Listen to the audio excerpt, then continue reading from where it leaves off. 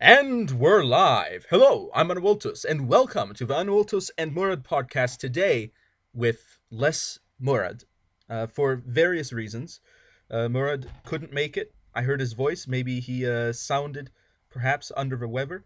I know it's Ramadan right now, so maybe he's not having fun right now. Okay. So could be that perhaps he's under the weather, and if he's feeling under the weather, okay, if he is feeling under the weather, perhaps he should live. Perhaps he should die. Okay. Why did I even say that? Okay. So anyway, what he told me to do, okay, is I went to the Quarantine Stories team Discord server and I asked outwards for people to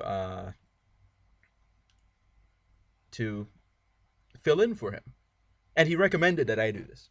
So maybe he's under the weather. Maybe he should live. Maybe he should die. I'm not the one to say. Okay, I'm not the one to say. I'm not the man in this equation who gets to say how the cookie crumbles. Okay, because that's just how the cookie crumbles. If the cookie crumbles this way, that way, you never know. I'm not an ancient Etruscan. Okay, I don't take a special meaning in the way that cookies crumble. Um, and post the update on the team chat. Okay, Murad. Murad wants me to put it on team chat. Okay. Okay. So I'm gonna go into the Quarantine Stories team chat. Team chat. Okay. Okay. So I'm typing right now. Can you hear that? That's me typing. Okay. I don't actually usually type that loudly, but I just thought that I needed to tell everyone that I'm typing. I'm not going to show the Discord server, sensitive information. Not really, but, we don't want people stealing our ideas. Intellectual property! Okay, gotta stay sane. So, without Mourad, I have to essentially talk twice as much, or maybe half as much. You don't know. I don't know. Maybe too much, maybe not enough. But life works in mysterious ways. So I'm going to Mourad recommended. Okay. Okay. At Hunter Mourad. Okay. Demands that someone replaces him in the podcast right now. Right now. Okay. And I put colon join colon give us a call. Give me a call. Period. Bam. Bam. Oh, I just advanced to level 1. I never post into team chat because I'm a okay. Questionable what exactly my roles are in the team. I have roles on the Discord. Fan, don't know what that means. Producer, you damn right I am, and team member. Okay. But am I a team player? Am I a team player? I don't know if I'm a team player. Okay, maybe I pull too much weight. Maybe I don't pull enough. Maybe the weight is distributed in a misleading manner. And if the weight is distributed in a misleading manner, what am I supposed to do? Who knows? Who knows what I'm supposed to do? But what I know is that I'm a philosopher. Okay, that's what I know. That's what I know. That's what I do. Okay, I am a philosopher. It is how it be. It is how it be. Okay? Edit. At team member. There you go. Okay. If mods get mad at me, it's not my fault. It's not my fault if the mods get mad at me, okay? Mods, okay? Manager, wee woo, plane, okay? Calling out names here. Manager, audio mixer, team member, fan, male. Did we need to know that? I'm looking at the Discord roles. Did we need to know that this person is male? Was that important? If you're the audio mixer, does it matter if you're male? You're not the voice actor, okay? Voice actor, narrator, I can understand narrator. You can say male, female. Makes sense, okay? But audio mixer, does that matter? I'm no shade on plane, okay? No shade there. Playing Counter-Strike Global Offensive for 3 minutes. Okay, no shade. Okay, no shade. Actually, quite a lot of shade if it's a sunny day. I'm sure you'd appreciate too much shade. Or maybe you're not into that. Maybe you want to die from heat stroke. But you know what? I'm not the one to tell you what to do with your personal safety, okay?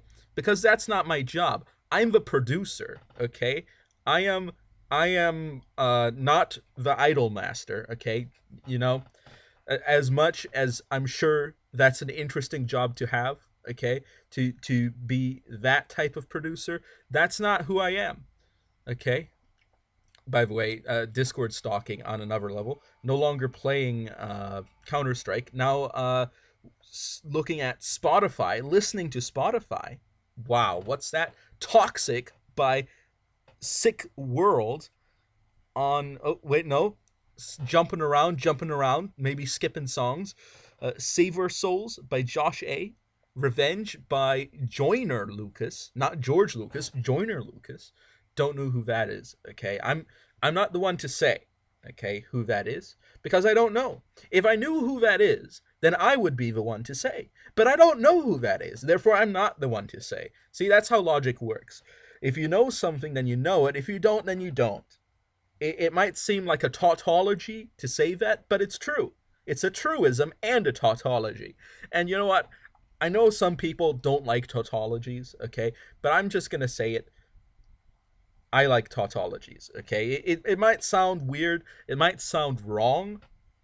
But there you go. But you know what I don't like, okay? I was looking at some Clorox bleach. And the reason why I emphasize the words differently, okay, is precisely in relation to the thing that I don't like about Clorox bleach. It's the fact that you have a big Clorox and a tiny, in the smallest font, okay? The smallest font on the label, bleach, okay? It's not small print, okay, because obviously it's a big label on a big container of it, but why is the actual name of the product, okay? What's actually in this plastic container, okay, the actual substance that we're looking for, and the type of substance and what we use for it, it's in such small lettering. I can understand maybe, and the thing is, it's not just in small lettering. All right, you ready for this? It's not just in small lettering, because if it were in just small lettering, then it would be simple to understand. But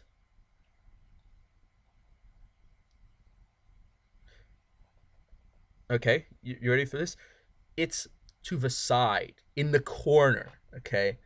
I can understand where when you write a book and on the title of a book, because I've, not the title, the cover, okay, on the book, you've got the title and the author. And if the author is really famous, then the author's name will be bigger, okay?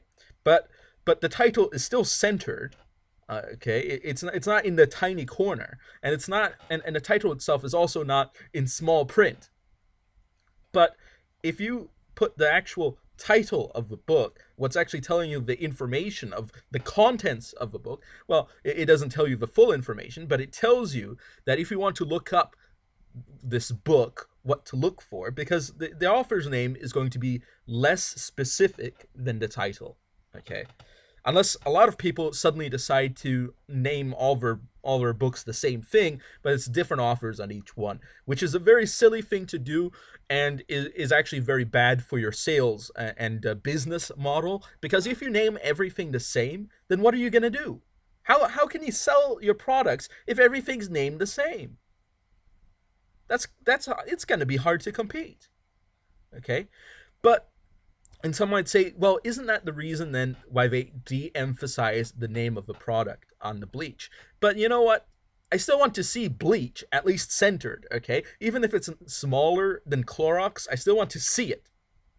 And if I don't see it, that's upsetting, okay? And it's not simply upsetting in a basic way, in a sense that it it annoys me or it bothers me. No, okay? It's upsetting in a philosophical sense that I actually want to know what this product is, because I know bleach doesn't. Sorry, okay?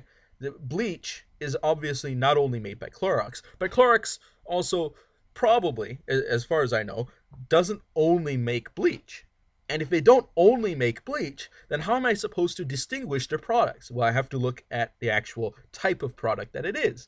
And if it is hidden, well, it's not hidden, but if it is obscured by all the other lettering, every single other lettering on there is in a larger font than the word bleach. And you know what? That's just not okay. It's not okay on many different levels. And if it were okay, then I would enjoy it. But it's not okay, and therefore I do not enjoy it. And because it's not okay, are you ready for this? Because it's not okay, it's a huge problem. And if it were okay, it wouldn't be a huge problem. That's logic. Logic goes multiple ways. Logic is not a one-way street. Logic is going left, right, up, down, center, in confusing and mysterious ways. And you might say, how can logic be mysterious? Well, it's very mysterious because I exist, okay? Because I view things in such a nonsensical way when I interact with the world that I have trouble sometimes relating to other people. Okay, you ready for this? I was doing some mathematics in high school, okay? And this is the first time I noticed this disconnect. And I was top of the class. I was doing so well that it took me maybe 2 minutes to do all of my homework, and I always got all the problems on the test right. Doing so well even that my intuition on the mathematics was so great that I could look at a problem, I immediately knew the answer, and then because the teacher said show your work, I had to then go back and figure out how I was supposed to do the problem because I had skipped a million steps to get to the answer for logic. Okay? So when one of my classmates who wasn't doing as well as I was, and was actually from a higher grade level because I was skipping levels on math at this point, came up to me and asked me, hey, Anavultus. Obviously, he didn't say Anavultus because, uh, it, although although in my usage, I probably have used it more than I've spoken my real name because of just how many videos I've made. But anyway, going back to the actual issue at hand, then I tried to explain the mathematics, and this person, I tried to explain because I had read the textbook, because I love reading textbooks and encyclopedias and stuff like that. I'd read the textbook and I was explaining the mathematics, and then suddenly, here's what happened. This person was asking for help on a problem, and I was trying to explain how to do the problem, and this person just said, "I don't understand what you're saying." And I tried to explain it again, but in slower and in simpler terms. And then this person was still having trouble understanding. Okay, we were speaking the same language. We both had access to the textbook. Okay, so it wasn't as if it's this insurmountable barrier. But ultimately, I needed an interpreter to simplify what I was saying so that the other person could actually understand. And this wasn't a dumb person. Okay, and I met this person not too long ago. So this person's not doing poorly. This person is actually a musician in his own right now, as I understand. But this person was not a dumb person. Okay, but the way I was explaining it and the way in which I understood the mathematics was so different and so alien to that mind that it was almost impossible to communicate. So I'm not saying that I'm super smart, although most people I know would probably say that I am, but I'm not going to say that. Uh, what I'm saying is that sometimes I just have trouble communicating these things because the way I think is different. Okay, I'm not saying I'm superior in many ways, because in some ways I would say that this could be considered a disability. I just have a different way of thinking. And by the way, before anyone says anything, I don't have autism or any other mental issue. Okay, as I said last episode, I talked to the psychologist. There's nothing wrong with me. Okay, nothing wrong with me. Okay, so there you go. That's just how the cookie crumbles. Sometimes you think in different ways, and that makes it hard to understand. And this is also similar to a comment I got recently. There's this guy talking about my discussion with Matt Christensen, some philosophical stuff, and I obviously noted that Matt Christensen, despite being, I suppose, a smart and diligent guy, I don't know him very well, was he wasn't really gelling with what I was saying. Not in the sense that he was disagreeing explicitly, but that he didn't have the philosophical categories in his thinking to fully engage with what I was saying. So I was speaking at maybe a very academic level, and he was speaking in a more common sense way, and we just couldn't interact in that way. And then the comment said that I was missing not the forest for the trees. I was missing the trees for the blades of grass. And you know what? When you're then say that I'm looking at the frivolous details when I talk about things, the very small things, I say that that's a very important part of the big picture.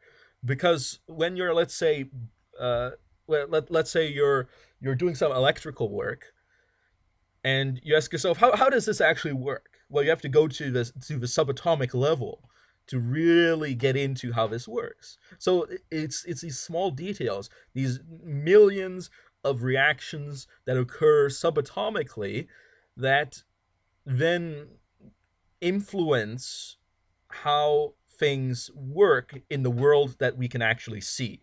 So you have to go behind things, beneath things, inside things, and look at the inner workings before you actually get to what you can actually see. And a lot of people have an opposite approach. I like to look inside things and see how they work before I can then apply them. Other people like to apply things and then look inside and see how they work and follow that through. And I say that the problem with doing that is that you end up having a situation where you're taking the premises and your conclusion can become part of the premise. For example, if I say justice, okay, this is something I would say, justice is derived from authority. And then someone says, well, Anavultus, if justice and morals are contingent upon authority, then what if somebody tells you to kill a child? That's a very mean thing to say, don't you think? Don't you think that's very immoral? Ha, you're disproven, because I say that killing children is wrong, but your system says that what the authority says is right. Therefore, because the authority could possibly, in some potential sense, say that something that I think is already wrong in our discussion of how things are wrong and right, that means that you're wrong. But the problem with that is the problem with that proposition is that you're already saying that something is wrong, and you're using that as a premise when I'm trying to describe how things are right and wrong. So in other words, you're essentially taking the what I would say follows from the premise, and you're putting that as the premise to my premise. So so that essentially makes the argument circular, or I would say it's a circular refutation. In other words, there you go. Hashtag no victim, no crime. Um, I don't know if I would agree with that person in chat, Ron Helton. I would say that I would say that I could commit a lot of crimes that don't have victims, and and people could judge me for that. I would say again, justice as dependent upon authority, as I would describe it, that if the authority says that victimless crimes are still crimes, then there you go. That's how the cookie crumbles. That's how how it works. And if you disagree, then because this is an authority, that power is going to be placed upon you. And what are you going to do about it? So obviously, people might say, well, what if there's conflicting authorities? What if people try to rebel and such things? And I say, well, sure. I think those are interesting points to put forward, but when you actually look at my actual position, okay, because that's not my only position. It's a position that interacts with other positions that I hold. Okay. Here's a comment. But if nobody is harmed, comment by Ron Helton. But if nobody is harmed, how can there be a crime? Because some other humans sat down and hashed some words together? Yes. Okay. Again, I don't think that harm, in my view, is is intrinsic to morality, or to immorality. That is, I don't think that human beings hold uh, intrinsic value. Okay, people are going to take this way out of context. What I'm saying is, I don't think that human lives have any value beyond the value that they are given by authorities. So, in that sense, in my view, value is relative. Okay, which means that if somebody values a certain thing more than a human life, then the sacrifice of a human life to protect that thing is justified internally. Okay? Again, I'm not saying that there are no absolute morals, because I believe that an absolute authority exists. So I'm not arguing for complete relativism here, but what I'm saying is that obviously whatever is an authority is solidified and becomes objective by the real world consequences, i.e., the actualization of the morals. So the morality, in my view, or to be more exact, justice, because morality is different from justice. Justice, it has four components. The first is the law, that is the principle behind it. The second component is the jurisdiction, which means what this principle is placed upon, or from the perspective which of the thing that it is placed upon. For example, I would say, whose authority is incumbent upon me, which would ask, which jurisdictions am I in? And the third point would be enforcement, or people could say power, and that is the actual ability to enforce the law upon that jurisdiction.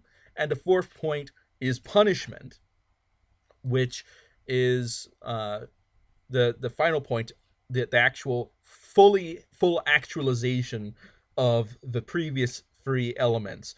That is a law, a jurisdiction, the enforcement, and the punishment at the end, pulling that through. So it is, in a way, you could say, consequentialist, because what I'm saying here is that if there were no negative consequences, or to be more exact, consequences that you would want to avoid for taking bad actions, then there would really be no rational reason not to take actions that would otherwise be considered negative.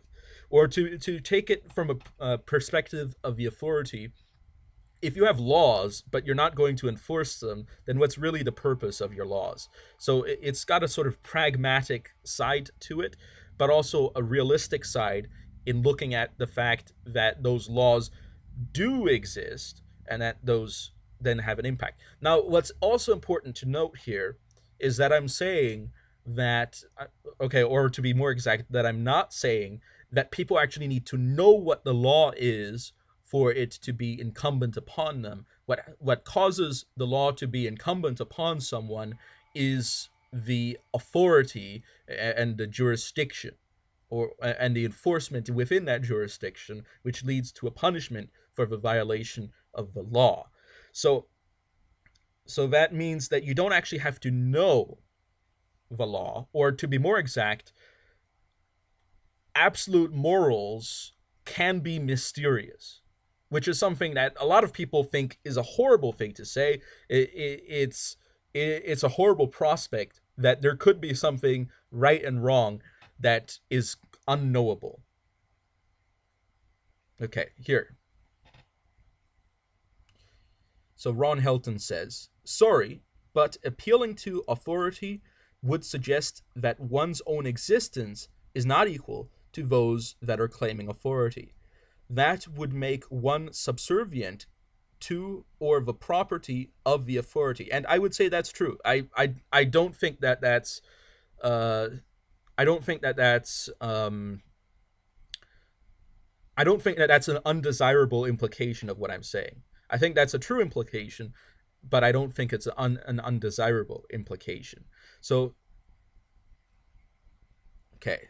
And then Ron Helton says, which is why I say if no harm has been committed, then another has no right to pass judgment upon another or make a law that impedes one's ability to live their own life. And I'm not a liberal, or to be more exact, I'm not an enlightenment thinker. I'm somewhat opposed to the Enlightenment.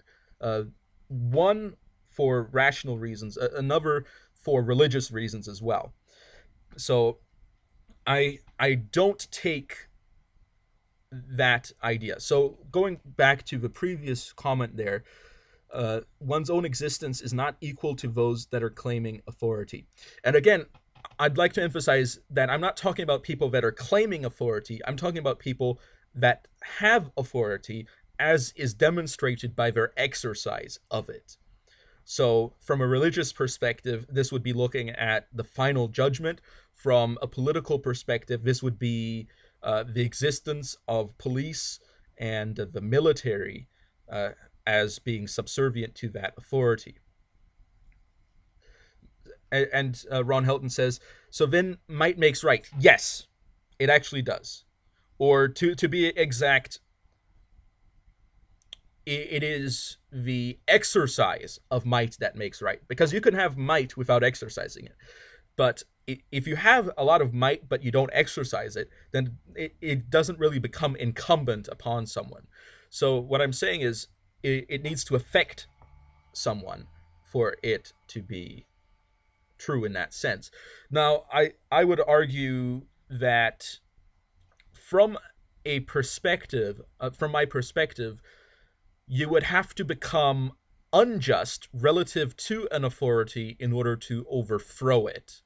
So in that sense, rebellion is not in that sense. Okay, Ron Helton writes, because the current justice system only works by these authorities exerting force upon people who have caused no harm to others, the ones causing harm are those with power they should not have. And I would say that if this is in line with an authority, then it cannot be considered harmful in an absolute sense. What I'm saying is, this is the distinction between murder and capital punishment, for example. Murder is unjustified because it is in violation of existing laws and therefore contrary to the will of authorities.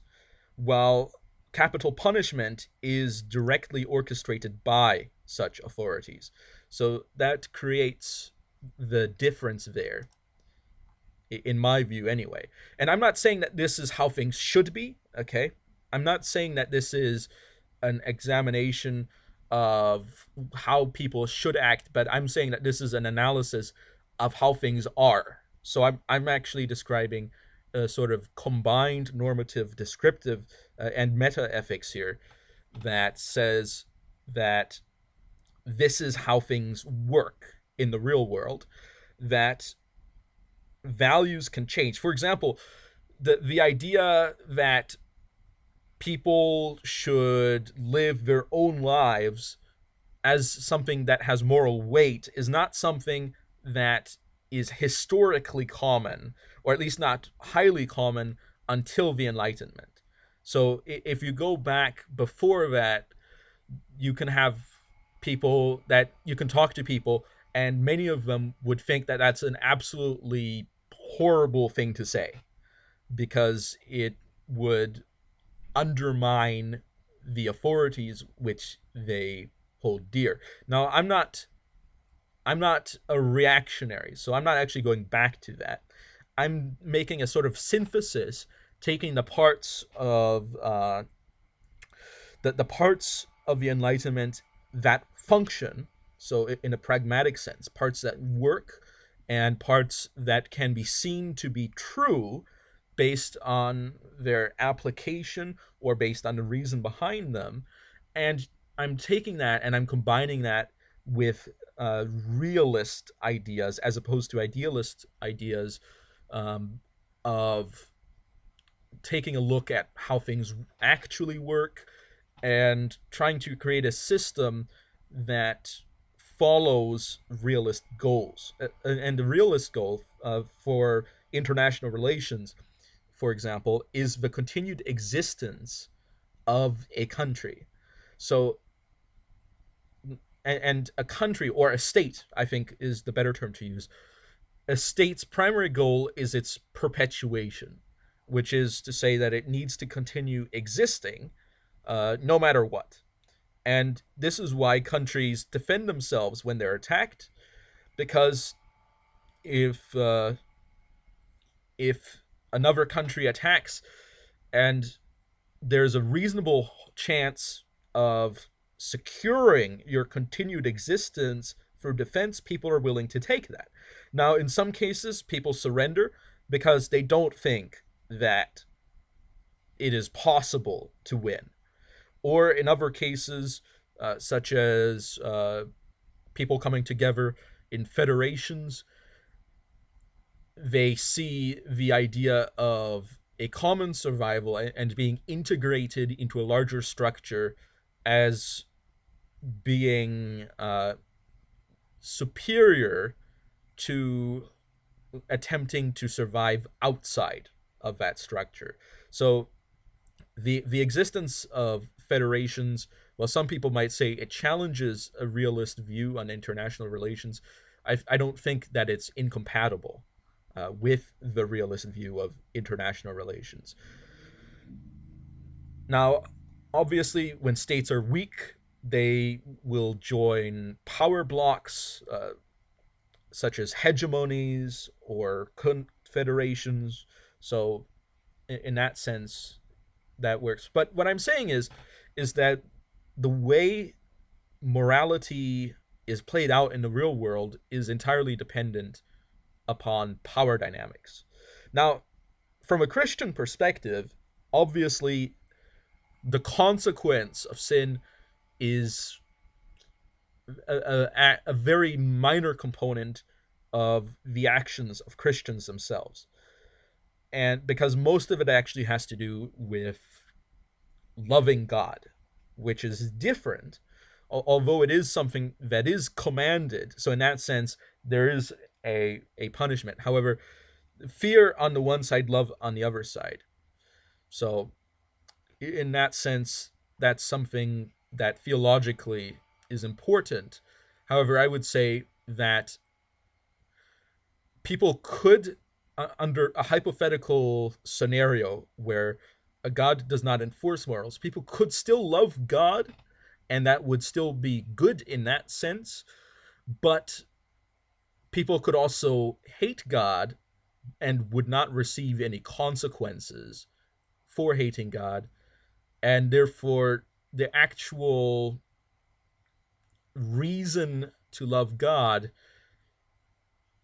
is placed only in the hands of the people, which I think is contrary to at least Christian theology in that sense.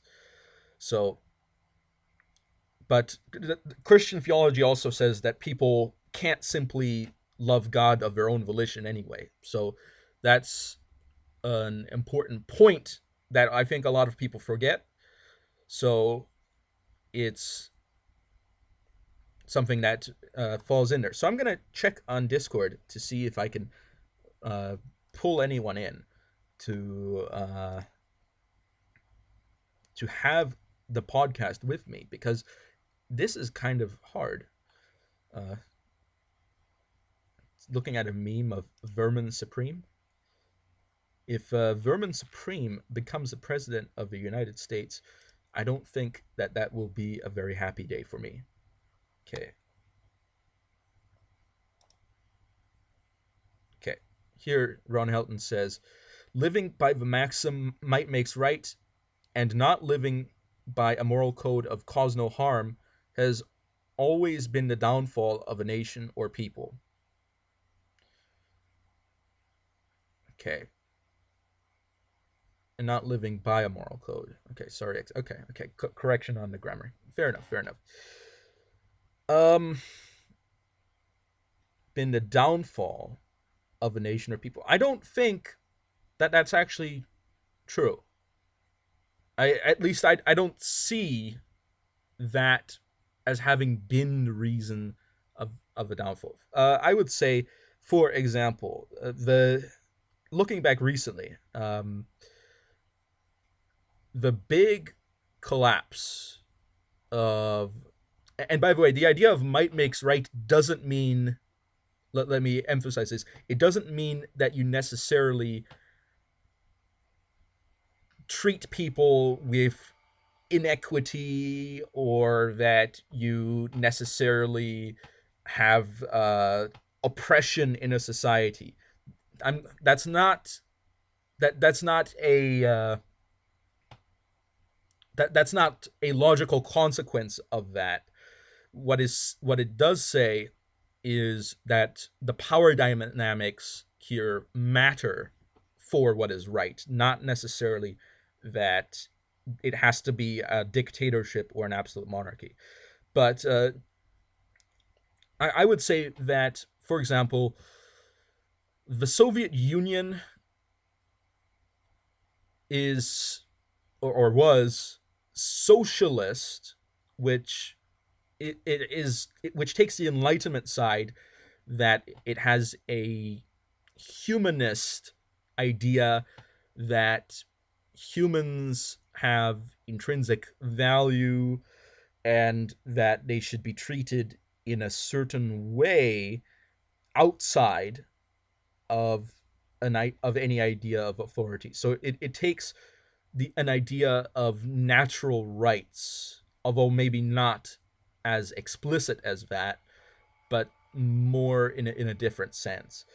Um, I would say that National Socialism in Germany, the fall of that, well, you could say that there were, that the war obviously was the cause of a fall, so that's not really an internal collapse.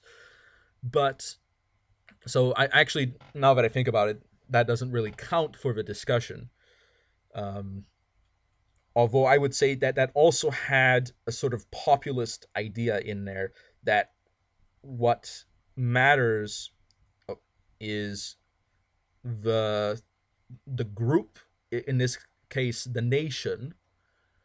So fascism similarly has those ideas. So obviously I'm going to say that any country based on Enlightenment ideologies such as liberalism, socialism, um, and nationalism, obviously would not count. So we have to go back a bit further. So the fall of King Charles the First. I've read the full transcript of the trial of King Charles the First.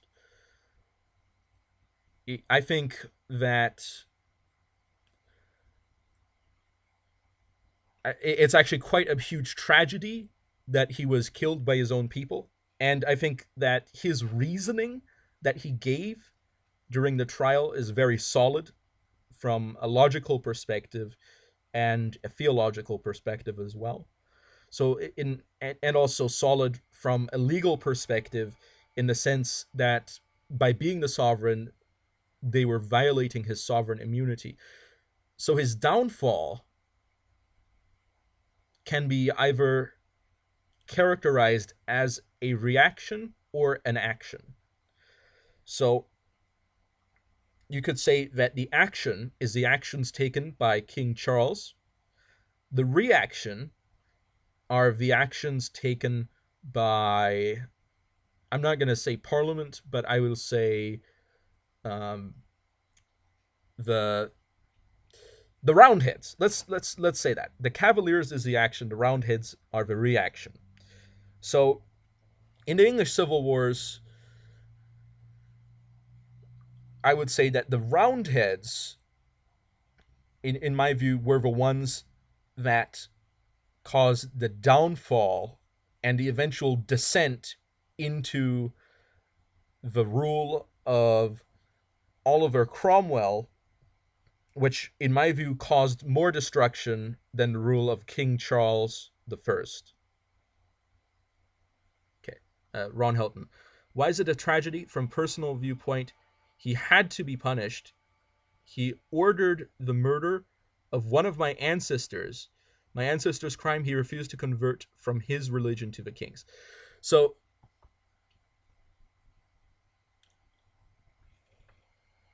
I would say to that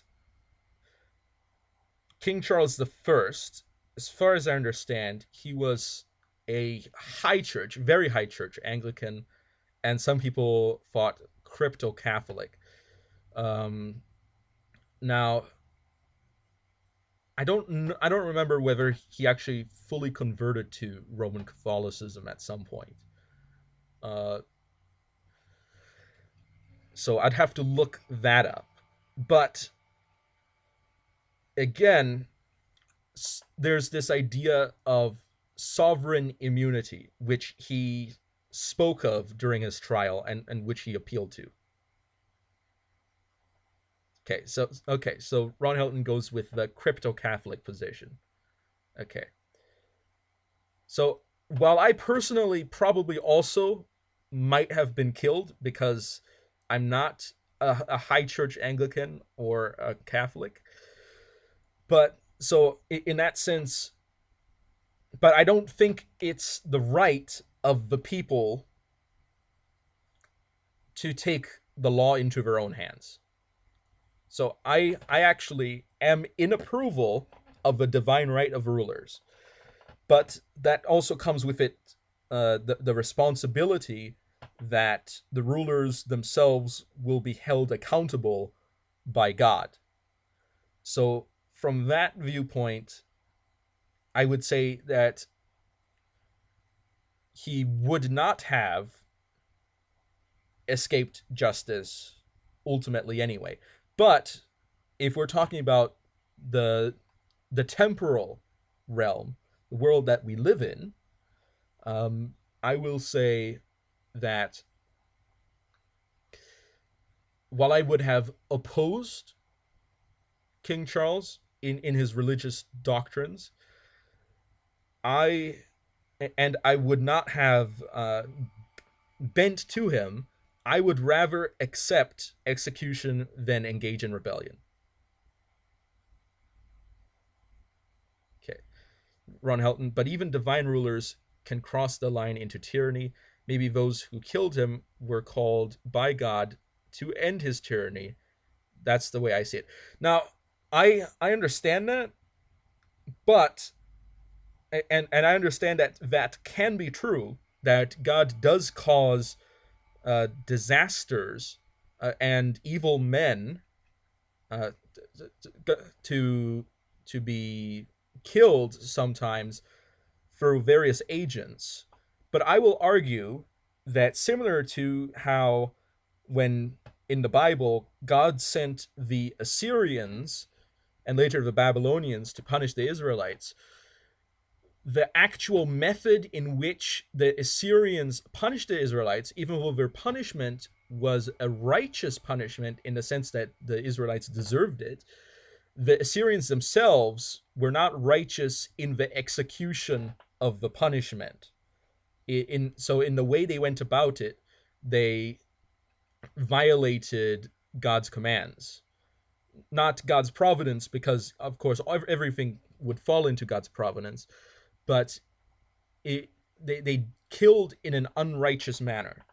Now, I would say the same thing if you take the tyrannical viewpoint, that you might say that King Charles deserved to be overthrown, but I don't think that that gives people the right to overthrow him. Because what I read in the Bible, okay, so again, this is going back to the Bible, because of the specific religious context here. And this is also expressed in the words of John Jewel in his homily against disobedience and willful rebellion. What I read in the Bible is the idea that rebellion is not justifiable.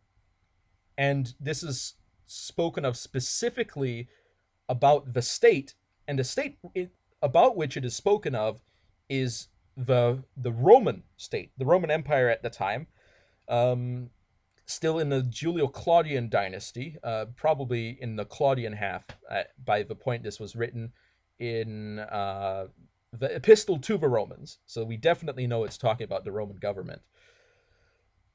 When it is written in that way, I could actually look it up so that I'm not just talking from memory here. Romans 13. So I'm gonna just look that up real quick. Just googling that. I'll use Bible Gateway. Romans 13. ESV, NIV, KJV. I'll use KJV because that's what a lot of people use. And I'm just going to say there's no significant difference in this particular passage between those versions. So, verse 1, let every soul be subject unto the higher powers, for there is no power but of God. The powers that be are ordained of God. So this is the idea of a divine right of rulers. So let me emphasize, divine right of rulers is not a quality that the rulers themselves have. So the divinity is not a quality of the rulers, but it is a quality of the rule which God has given them. So Ron Helton writes, God set the standard for divine rule and for when a ruler may be removed from power. Well, according to this standard that I'm reading here, the standard is, let every soul be subject unto the higher powers, for there is no power but of God. The powers that be are ordained of God. So it says that all rulers, okay, have a divine right. In other words, all rulers have been ordained by God. Verse 2, and this is the one where the moral weight comes in. Whosoever therefore resisteth the power, resisteth the ordinance of God, and they that resist shall receive to themselves damnation. So in other words, all powers are ordained by God, which means that all rebellion against any power is punished by God, which means to say that there is a rightful rebellion is classified as a damnable heresy. Now, a lot of people disagree with what I wrote here, especially not what I wrote here, what I said here, especially Thomas Jefferson. Well, he's a a Unitarian, so he obviously will not take that passage as heavily as I would say. But John Locke, for example, disagrees with that. I don't know if he was aware of that. I don't know. As far as I'm aware, John Locke was not an orthodox man when it regards theology. But what I'm saying is that the correct Christian perspective is that rebellion against a power is not justified unless, okay, the exception being, unless you are in direct obedience to a higher power, which would mean that there is in a situation where there is a disagreement between the hierarchy, you follow the higher one. Now, that being said, okay, in nowhere in the Bible does God tell people that they should rebel against governments they don't like. That's nowhere written in the Bible. And I would argue that, and I actually have said this in my video about the US Declaration of Independence, that every or most of the things, most of the grievances mentioned in the Declaration of Independence can be said to have been committed by the Roman Empire, referred here to in the context of Romans 13, and more severely. In other words, if it wasn't justifiable for the people to rebel against the Roman Empire, it wasn't justifiable for the Americans to rebel against the British, which means that signing the Declaration of Independence essentially makes one accessory to treason and, by extension, murder. So, and obviously that's an implication that a lot of people will object to, but I think that that is the Orthodox Christian position. And when I say Orthodox, I'm not talking about Eastern Orthodoxy. I'm saying Orthodox as in correct doctrine as based upon the scriptures, which is my source of doctrine. Now, this is probably not the show that people were expecting me to go deep into theology upon on the Anavultus and Mourad podcast, where the other half of the podcast is Islamic. So, but I would say that whatever, I can say what I want. We both say what we want, so I can say what I want. And there we go. And it continues. For rulers are not a terror to good works, but to the evil wilt thou then not be afraid of the power? Do that which is good, and thou shalt have praise of the same, for he is the minister of God to thee for good. But if thou do that which is evil, be afraid, for he beareth not the sword in vain, for he is the minister of God, a revenger to execute wrath upon him that doeth evil. Wherefore ye must needs be subject, not only for wrath, but also for conscience sake. For this cause pay ye tribute also. Tax evaders get wrecked, for they are God's ministers, attending continually upon this very thing. Now, some might say that the second part here actually qualifies the first part, saying that the second part means that if they then violate the second part, which is to be which means to be a minister of God for good, that if the government doesn't do good, that therefore the idea of being subject to the government does not follow. But I will say that there's a reason why the subjection is mentioned first, because the goodness of a government, which I would again argue is not exhibited as much by the Romans as many would desire, does not have an impact on the idea of being obedient to it, but rather has an impact on the final judgment of those participating in the government. And when I say participating, I mean the actual leaders, not the followers, because it is incumbent upon the followers to follow. But anyway, my idea of divine right of rulers, of all rulers, I think that Donald Trump has a divine right, although I don't think Donald Trump is special in that respect. So I think also parents in that sense have a divine right, governors have divine rights, mayors have divine rights, etc. Now, I will argue also that the divine right is not mutually exclusive with the idea of democracy, except for at the very highest level of aseity of God being the leader by his own power, which is of course mutually exclusive with democracy. But when you go further down, God doesn't say that you have to have an absolute monarchy or a dictatorship or a timocracy or anything like that. What so in that sense, as far as we are able, we can restructure our governments in any way we like, insofar as it does not involve rebellion or disobedience. So that's a look into what the Bible says about the relationship between humans and God.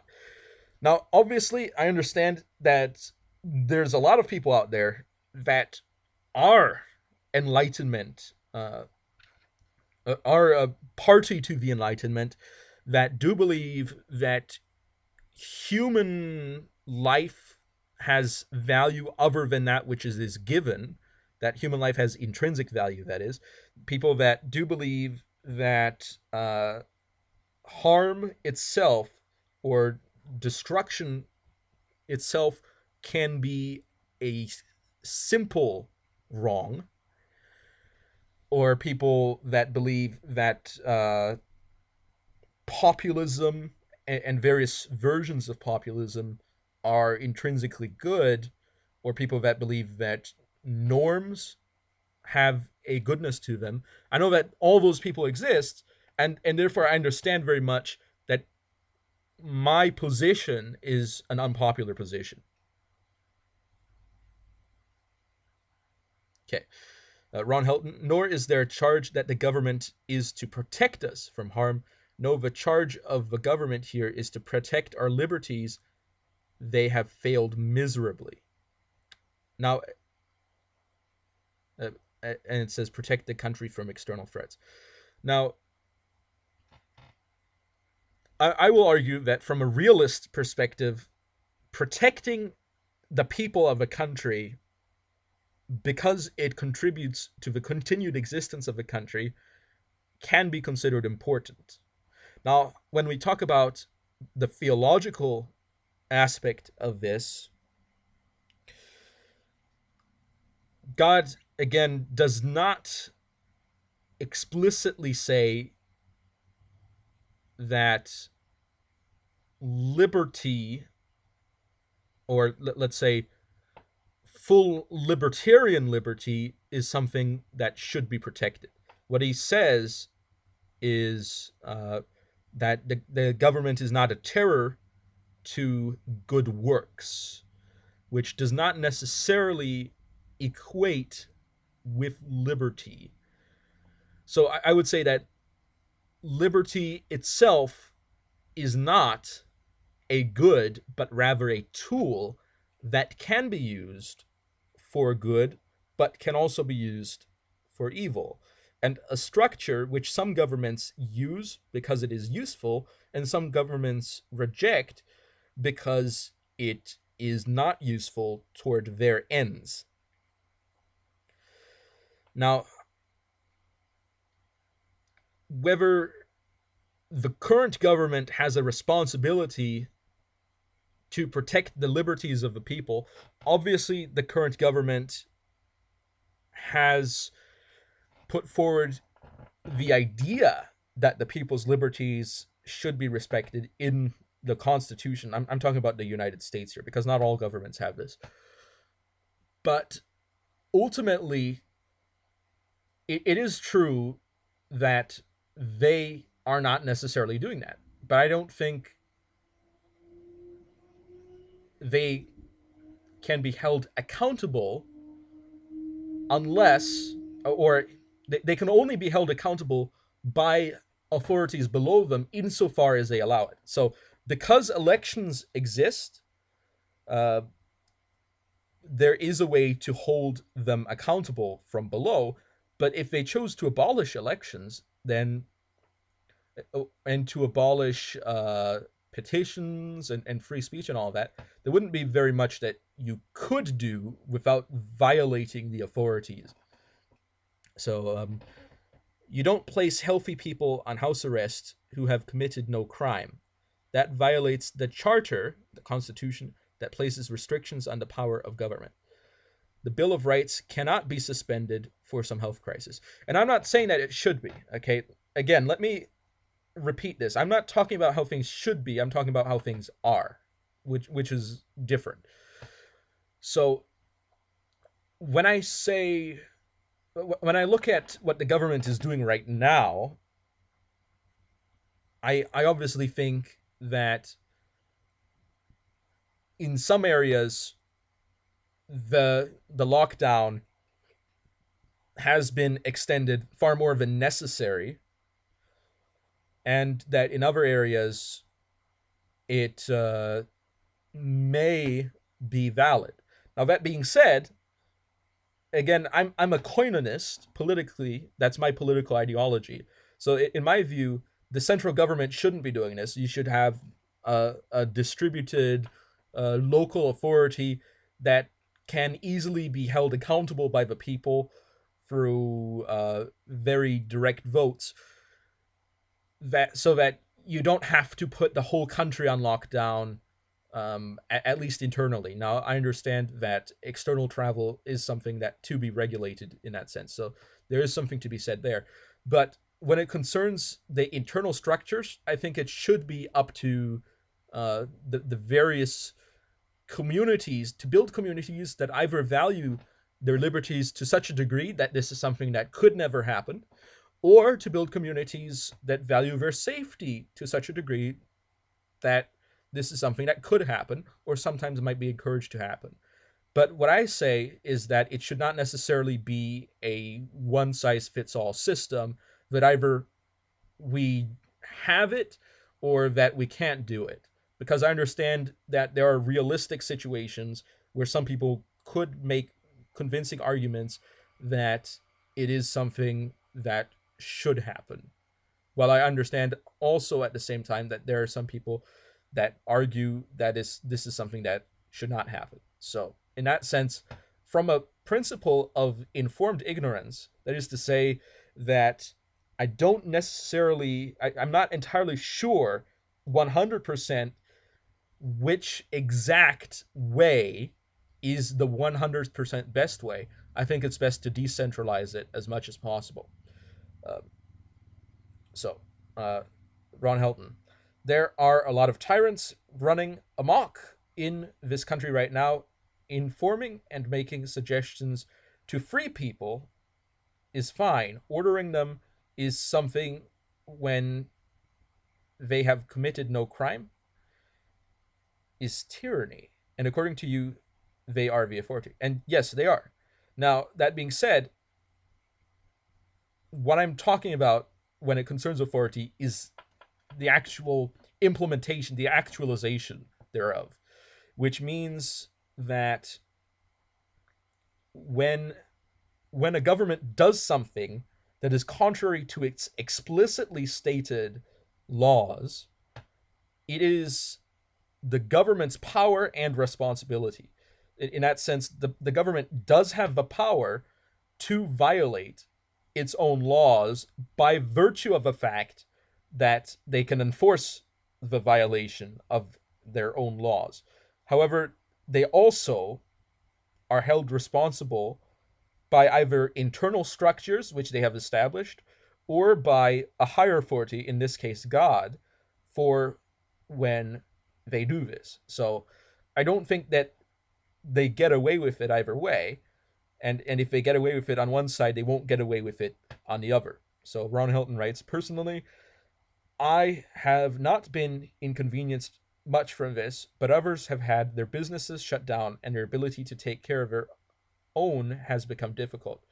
So I would say that a Koinonist response to the problem would have been much more effective. Well, not necessarily effective, but it would have been one that gives people a lot more freedom, because there are a lot of people that are actually in favor of the lockdown, believe it or not. There's a lot of people that are actually in favor of it. And what I say is that those people should be allowed in their own communities to have those, because that's the choice that they've made. Um, and then we can, and then from the results, we can argue whether or not it was a productive choice. At the same time, I think that people that would not want these lockdowns should be allowed to gather in their communities and not have them. And I think having it more than one way, in a way, allows greater freedom.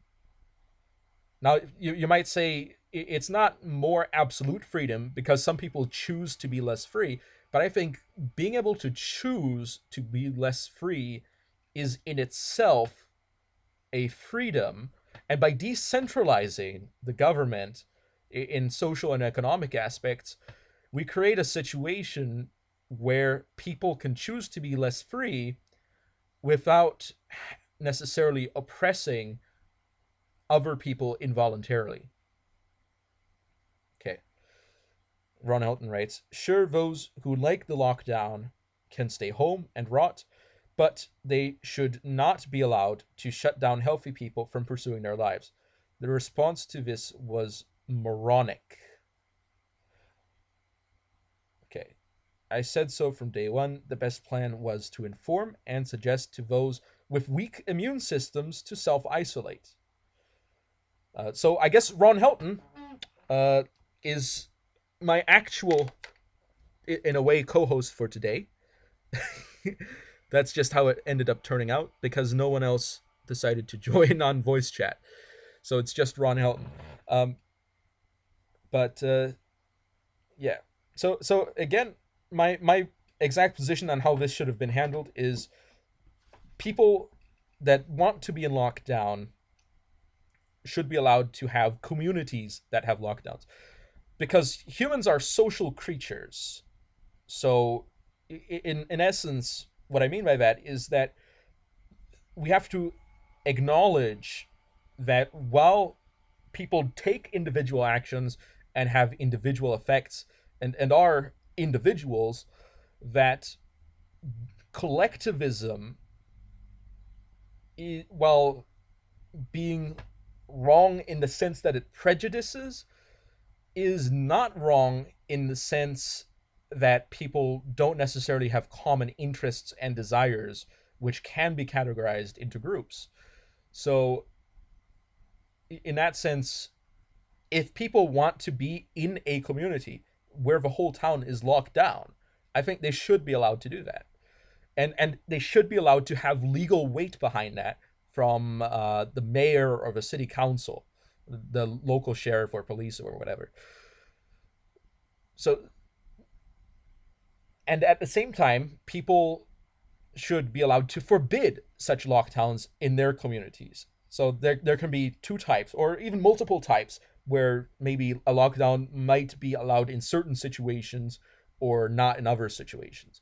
And obviously, if the country is being invaded by another country, and there's troops marching through the land, then the central government needs to be able to do something, because that is something that has incumbent uh, possibilities for every person involved. But I don't consider a virus to be an invading country. I consider it to be a bit of a natural disaster. So maybe you could argue that you could regulate it under pollution laws, which would be a very interesting thing. But there you go. I remember one of the stories about the Spanish flu of 1918. There was one town that decided to close itself to the rest of the country to prevent the flu from coming to their community. They made one mistake. They allowed the U.S. mail carrier to still come to town, and he brought the flu with him. Yep. So just because we know an instance where it didn't work doesn't mean that it never works. Because obviously, uh, quarantine does work to some extent because hospitals practice quarantines. So it's not, the quarantine theory is not a theory that is wrong, because obviously if you're never exposed to the pathogen, you can't catch the disease that the pathogen causes. Now in this case that would be SARS coronavirus 2 is the pathogen. The disease would be well, people call it COVID-19. I think it's a very cringe thing to call it. But I so we know that in theory quarantine can work, and in some cases it does work. So I wouldn't necessarily begrudge a person for being in favor of quarantine, but I would say that they should be allowed to separate into different communities, some of which can implement the full quarantine, some of which cannot, or may choose to go a moderate degree on that. Maybe do the thing where they have the checkpoint on the fever, but with a high incubation uh, length, that's not something that would necessarily work too well. Okay. So, well, the point is they had appealed to authority and paid a price for it. The U.S. mail, by law, cannot be hindered by the public. It is illegal to block them. Okay, so the mail. There are different ways in which you could regulate the mail, in which it is not regulated. So I would say that this is not necessarily a problem for the coinonist approach, because while I would certainly not hinder official mail, that is things that have to do with the government, I would say that the rest of that would have to do with the local government on what they want to do with it. Um, do you see my latest video? SMW Turtle Quest. I don't know who that is. Is Wizzy the Wizard premiered last night? Who is this? This is really throwing me for a loop. Who is this person? I wish I knew who it was, but I don't. So, but I'll uh, I'll check that out. SMW Turtle Quest, you know. So so obviously you could, in theory, have a system where the mail gets sent and dropped off in a particular location, and after that, after it is left for a brief period of time, it can then be distributed locally. So that would be one solution, where you wait for the time period for the pathogens to die, and then you distribute it. So there are different ways to potentially approach it. Ron Helton, BRB, need another cup of coffee. Now, I've always been more of a tea man myself. I like tea. Tea is great. I love tea. You ever smell tea? I like the smell of tea. I also like the smell of bread, but you never know what you're gonna get. So I'm gonna look up SMW Turtle Quest. SMW Turtle Quest.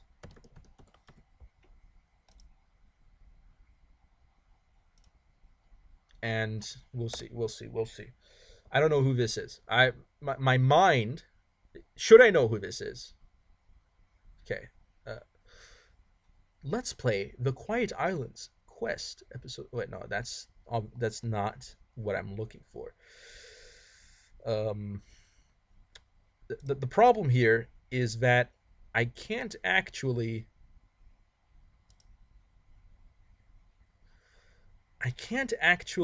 click on the usernames and go to the user page.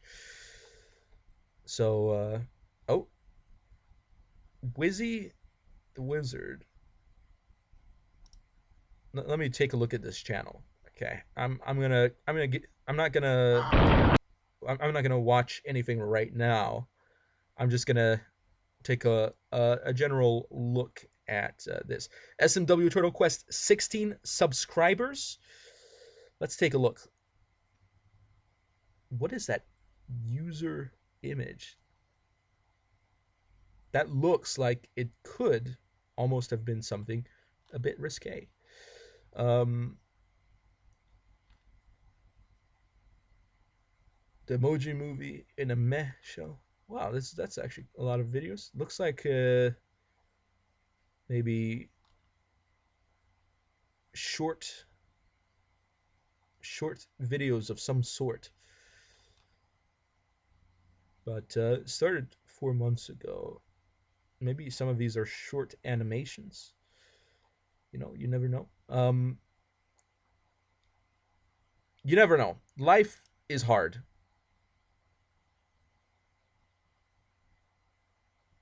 First SMBX2 level. Life gives you lemons, but you know what? I eat them. I bite them. I eat the rind and the seeds. People think that that's kind of crazy, but I do it.